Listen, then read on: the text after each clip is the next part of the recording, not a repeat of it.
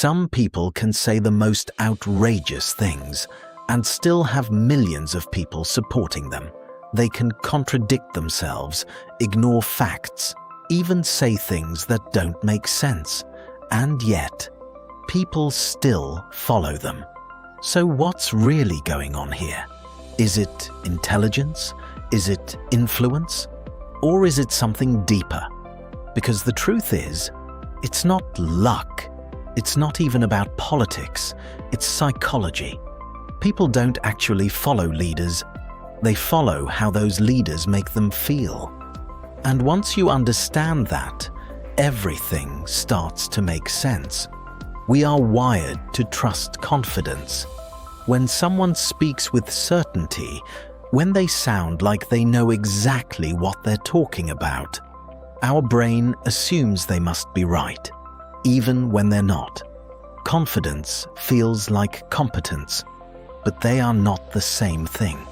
Create an us versus them, and people instantly feel like they belong to something. It gives them identity, it gives them connection, and once people feel like they belong, they defend that group, no matter what. People don't make decisions with logic. They justify decisions with logic, but the actual decision, that comes from emotion. How something feels is often more powerful than what is true. Say something once, people question it. Say it again, it starts to sound familiar.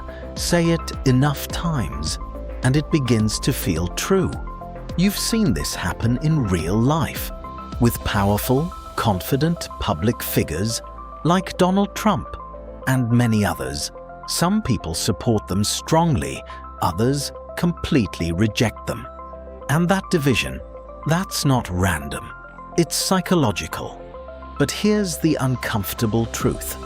This doesn't just happen in politics, it happens in relationships, in workplaces, even in friendships, where confidence, emotion, and repetition quietly shape what people believe.